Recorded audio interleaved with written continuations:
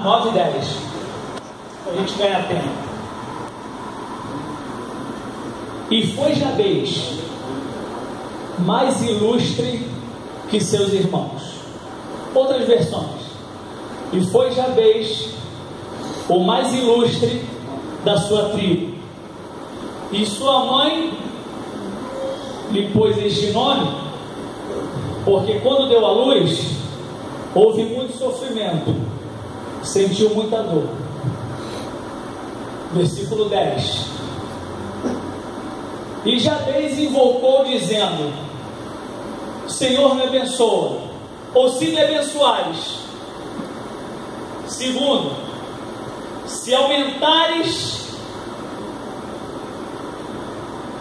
as minhas fronteiras. Terceiro, se a tua mão for sobre mim e me livrares do mal. Disse a palavra de Deus na última palavra desse versículo. E Deus, na última frase, e Deus concedeu o que lhe pedia.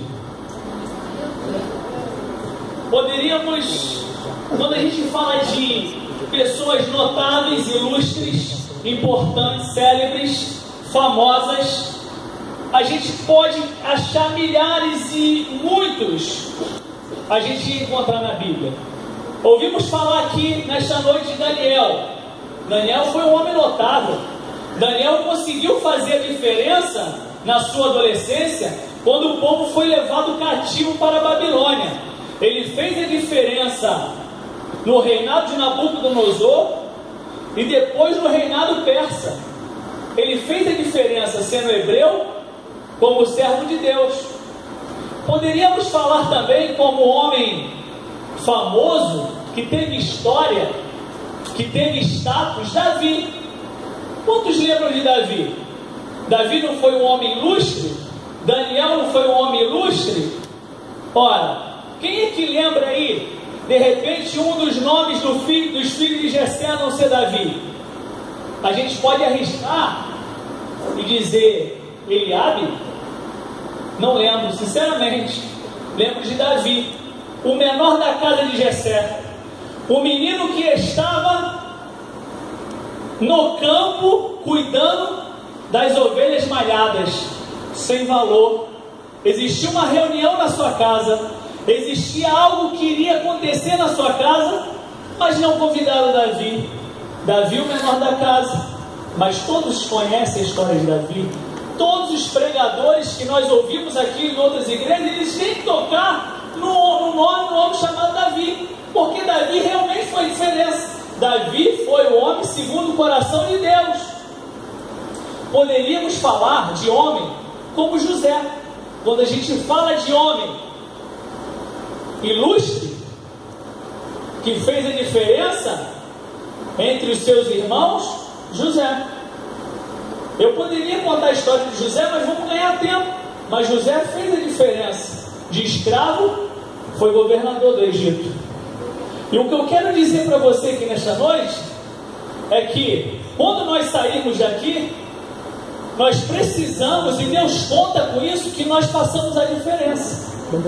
O que nós estamos recebendo aqui, a virtude do Espírito Santo que foi derramado em Atos capítulo 2, na festa de Pentecostes, no Monte das Oliveiras, quando aproximadamente tinham 100 pessoas, a descida do Espírito Santo se cumpriu o que Jesus falou em Lucas 24, e depois Atos capítulo 8, capítulo 1, versículo 8, foi descida a virtude, o poder. Para quê? Para que esse poder? Para que essa virtude? Para fazermos a diferença, para sermos ilustres. Não vejo problema nenhum. Não vejo problema nenhum, irmãos. Pedimos a Deus para sermos ilustres, para sermos os melhores. Os melhores aonde? Aonde a gente trabalha, na nossa família, na igreja, ser o melhor em qualquer âmbito que nós pertencemos. Por quê? Porque é uma coisa que nós vamos fazer a diferença, mas para que o nome do Senhor seja glorificado. Quando nós lemos o versículo 9, que eu acredito que seriam 10, mas colocaram como 9, a história de um certo homem que foi ilustre. Mas ele tinha um nome que esse nome te trouxe uma marca. O autor do livro de Crônicas, ele começa a ler os nomes do capítulo 1 até o 9.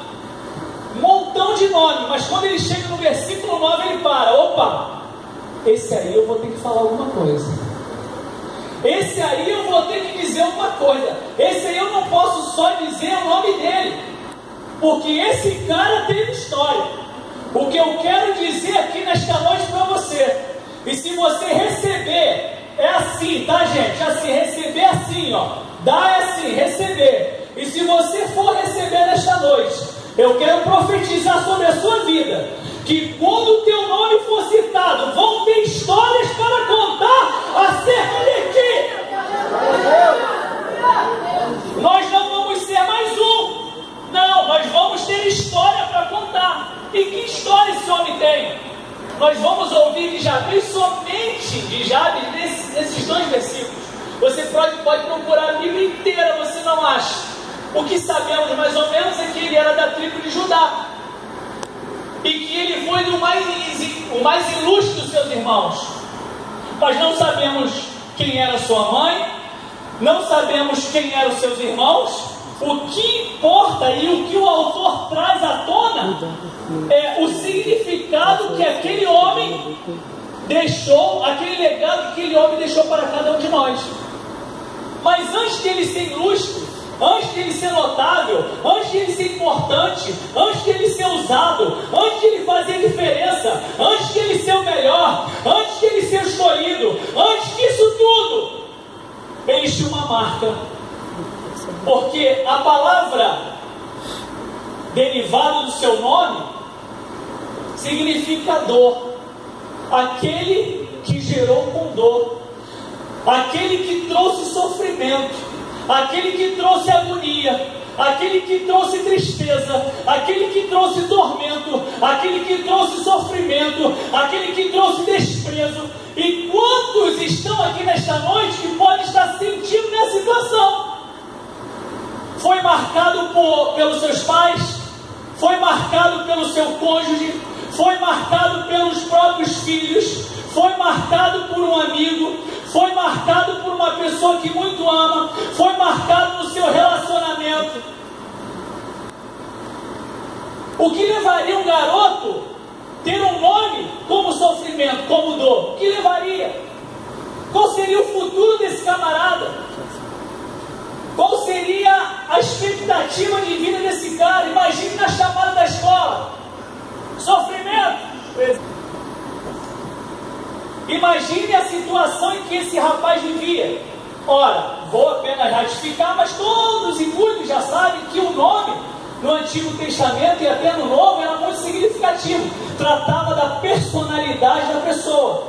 O nome dava direito do que aquela pessoa seria, ou profeticamente ou atualmente.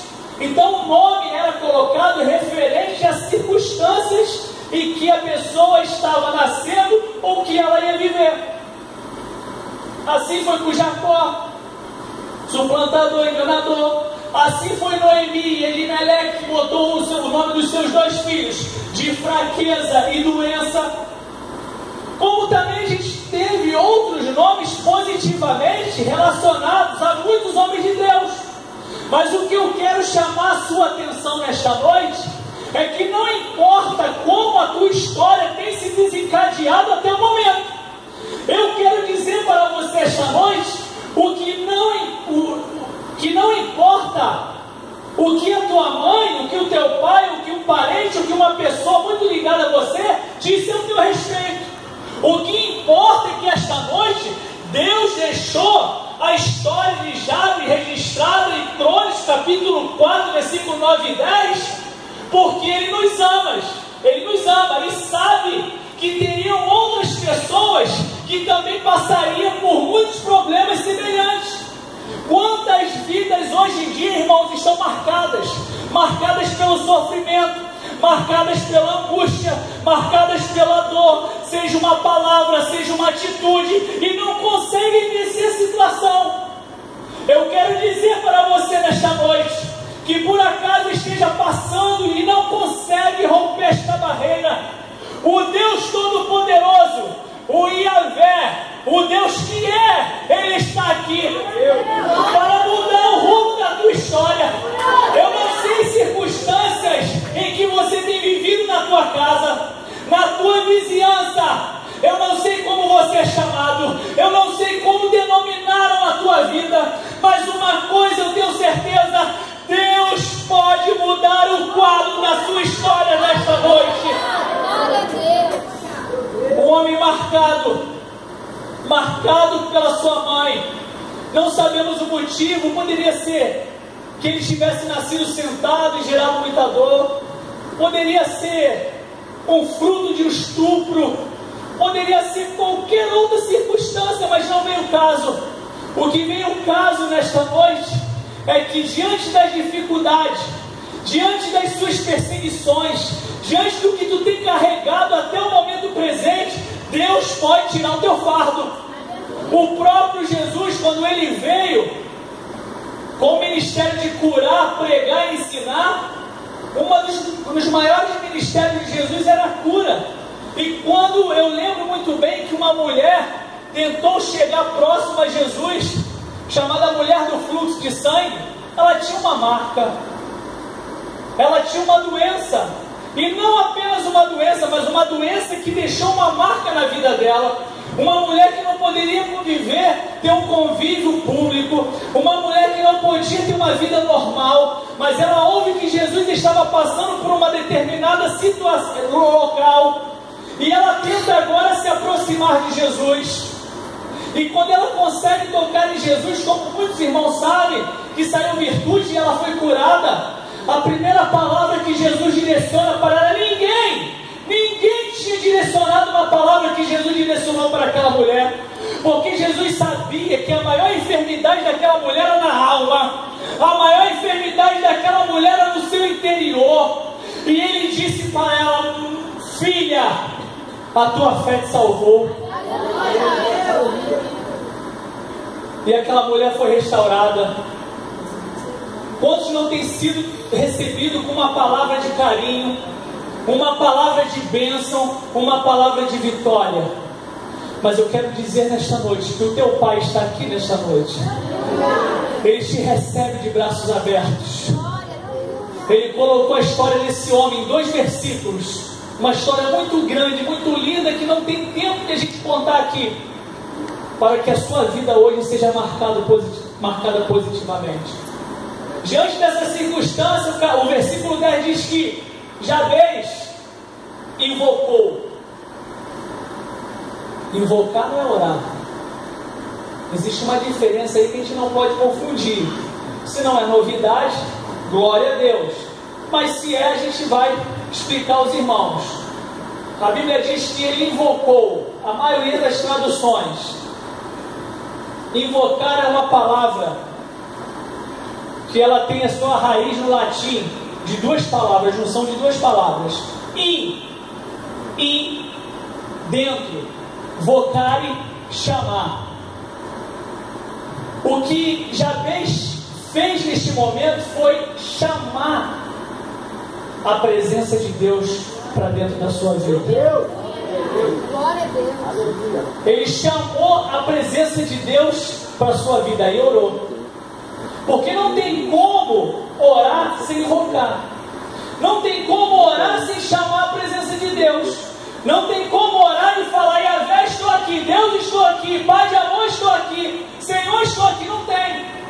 Agora você pode invocar e não orar. Quer ver algumas circunstâncias? Assalto no ônibus, não dá tempo para nada, só dá tempo de falar: Deus! Aí ele aparece.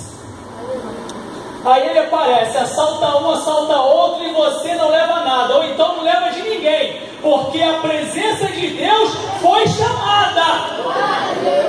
Eu quero te dizer que em circunstâncias quaisquer da sua vida, o nome do Senhor tem que ser invocado, a presença de Deus tem que ser chamada, porque aquele homem precisava que a presença do Senhor aparecesse ali para ele. E ele faz 4 pedidos. se me abençoares, se estender as estacas, os meus territórios, por conta daquela marca, aquele homem nunca tinha conquistado nada.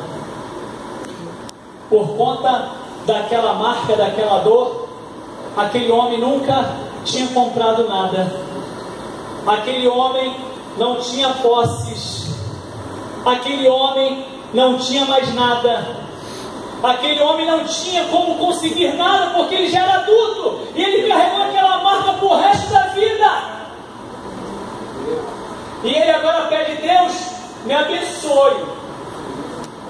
O significado literal de bênção nessa passagem não é: eu quero um carro porque eu não tive condições de estudar e ter um bom emprego, agora eu preciso de um carro. Eu quero uma casa porque eu não tive condições financeiras, porque eu levei essa marca pro resto da vida. Eu não quero, Senhor, o melhor desta terra por enquanto. Eu quero que me abençoes. Me abençoe, literalmente o que ele quis dizer aqui. Ele está pedindo a Deus algo que ele não poderia fazer. Ele não poderia pagar uma consulta. De pé, por favor. Ele não poderia pagar uma consulta, porque essa consulta não iria resolver o seu problema. Ele não ia receber a cura através de um consultório psiquiátrico ou psicanalista. Mas ele pediu algo sobrenatural. Aquelas mesmas bênçãos de Abraão, que era velho, Sara estéril, foi essa bênção que ele estava pedindo, algo que ele não podia fazer. Existe algo que você não pode fazer.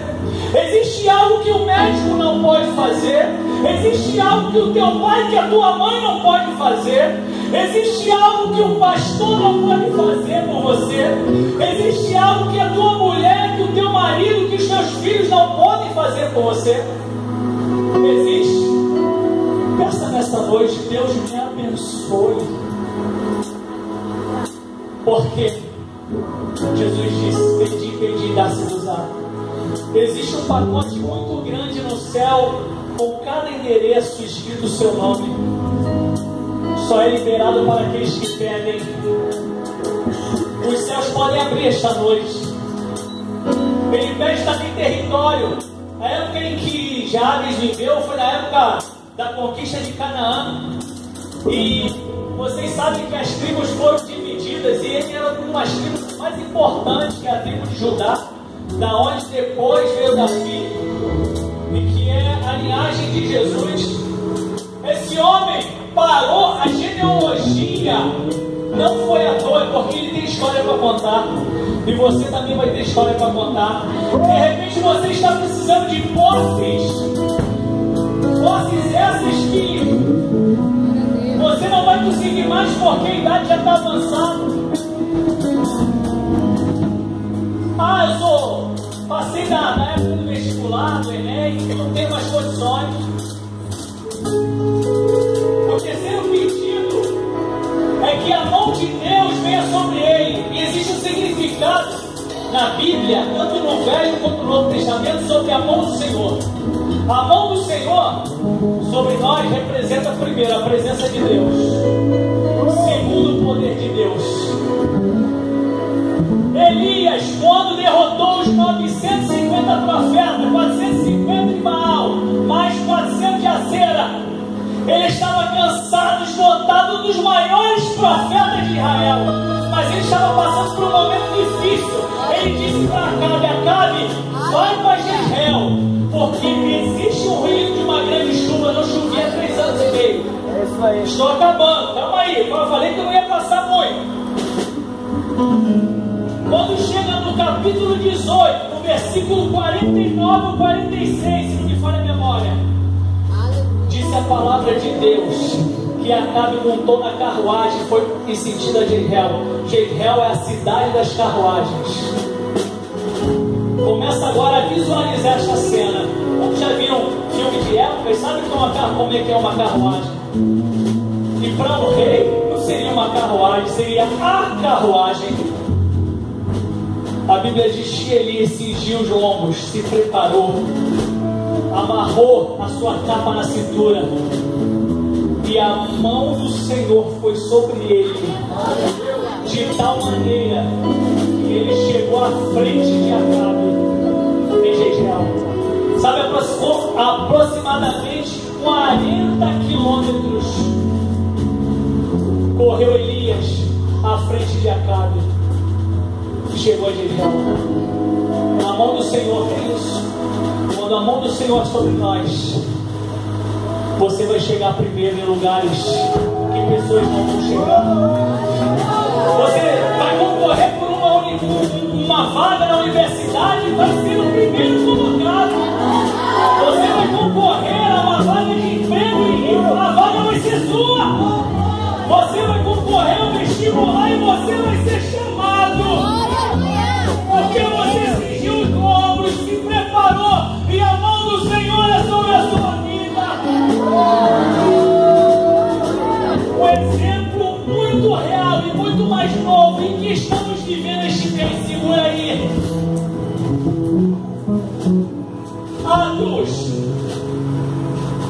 Atos dos Apóstolos.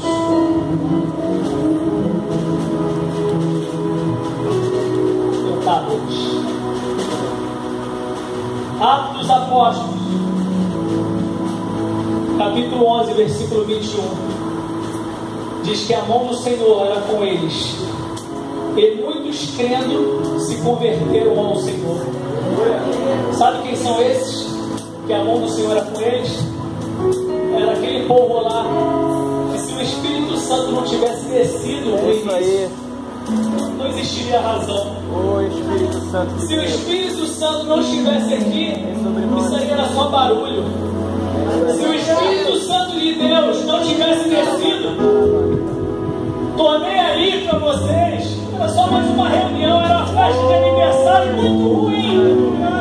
Iria faltar água, iria faltar refrigerante, iria faltar salgado. Seria uma reunião qualquer. A significância da igreja, a importância da igreja primitiva em Atos dos Apóstolos foi a descida do Espírito Santo através da promessa e a mão do Senhor em cima sobre os discípulos. Quero dizer uma coisa para você, meu querido e minha querida: a mão do Senhor está sobre a sua vida. E se por acaso você não tem sentido esta mão, você não tem sentido esta presença, você não tem sentido este poder o que, irmão?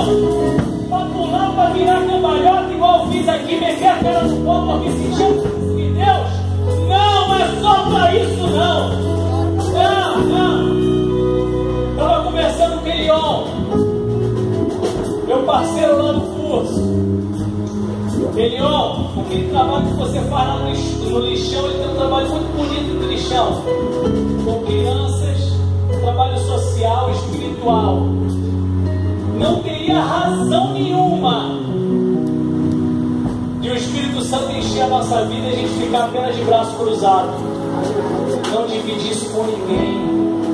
A cada dia que o Espírito Santo descia, quando Pedro e João foram soltos porque ninguém achava culpa, e quando chegaram a Atos capítulo 4, versículo 26 até o 31, começaram a contar porque eles prenderam a gente começou a falar de Jesus, aconteceu isso no templo e tudo mais.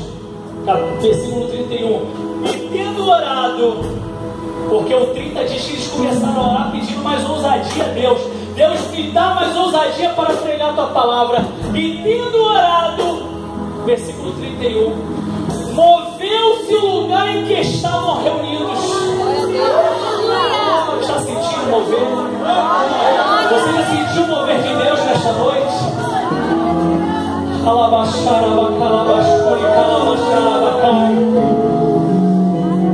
Aquele lugar tremeu e a Bíblia diz que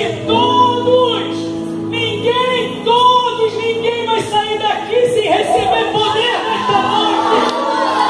Ninguém vai sair daqui vazio. Eu profetizo sobre a sua vida que a unção do Espírito Santo vai sobre você nesta hora. Todos foram cheios com o Espírito Santo, e daí acabou o versículo, não. livro, não. Tem mais um detalhe aí nesse capítulo, no final do versículo 31, e anunciavam com ousadia a palavra de Deus.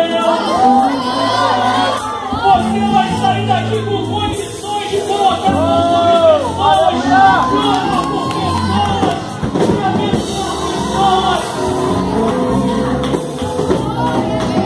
E o último pedido de Jabes. Ele seria abençoado, ele teria seus meios, seus ministérios, suas influências restauradas, ele teria presença e poder de Deus na sua frente. Tudo bem. Quem é que não quer ter uma vida assim? Mas ele faz um pedido maravilhoso: me preserves do mal. Ele não pede para força para superar a tentação, ele nem pede. Ele pede que livre da tentação. Será que tem algo semelhante à oração do Pai Nosso que Jesus nos ensinou? Porque se sofrermos tentações, por isso que a gente peca, porque a gente sofre. Uma hora a gente não resiste, a gente sofre. Muitas vezes a gente acaba pecando, mas quando a gente ora a Deus, nem deixa ela chegar perto de mim. Livre-me do mal. Preserve a minha vida do mal, sabe por quê? Porque depois de uma vida abençoada, próspera, uma vida cheia do Espírito Santo, qual é o terreno que estamos invadindo? Do inimigo. Estamos entrando em outras áreas, em outras esferas. E ele esperto, sabendo que o inferno ia se levantar contra ele, ele pede: Deus, preserve-nos do mal. Por causa dessa atitude de Jabes, por causa da vida dele marcada e que marcou uma geração, ele foi considerado ilustre, o mais importante da sua tribo. Que tribo é essa, irmãos? De Judá. Aleluia. Não é só para ter nome, é para ser. Eu até falei com o Elion. Eu fui lá no curso hoje, aí fui lá na sala. Falei, vou ver se o Elion estava aqui, acertar algumas coisas com o coordenador do curso. Falei, deixa eu procurar a sala, bati na porta, entrava um pouquinho. Entrei na sala e o Elion não estava. Aí o pessoal ouve um alvoroço: professor. Meio tímido porque o professor estava na sala, mas pode entrar, professor. Eu falei, não, eu vou ficar aqui. Aí ele me perguntou: professor, diante da turma, quem é o melhor? Quem é o pior aluno aí? Já me dá uma dica. Aí eu falei: essa turma não tem aluno ruim, não.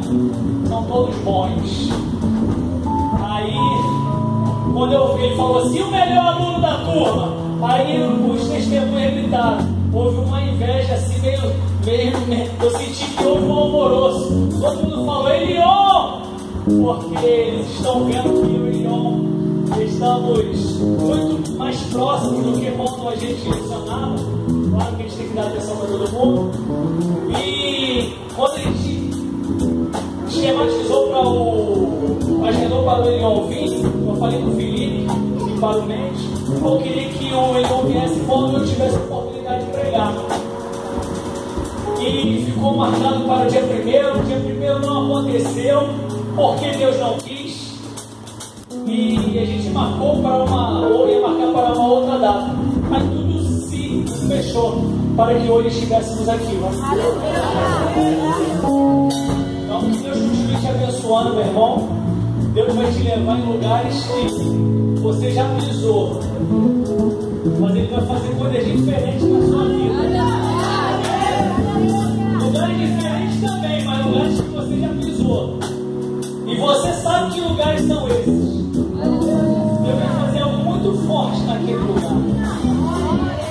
E o nome do Senhor vai continuar, não vai ser, vai continuar sendo glorificado na sua vida. Em nome de Jesus. Eles vão louvar o Senhor. Enquanto eles estiverem louvando o Senhor, eu vou fazer 2 convites. O terceiro vai reservar. Mas o primeiro convite eu quero fazer para você que entrou nesta noite, neste lugar, com a sua vida marcada, com feridas, com o coração partido, com uma marca que de repente a sua é a maior de todas. Deus, ninguém aguenta o que eu aguento. Eu quero convidar você nesta noite para entregar a sua vida para Jesus. Ele está te esperando de braços abertos. Deus quer tocar na sua vida nesta noite. Deus quer marcar a tua história para você ser uma pessoa ilustre, importante, notável, célebre, signe, famosa. Para quê? Para status não, para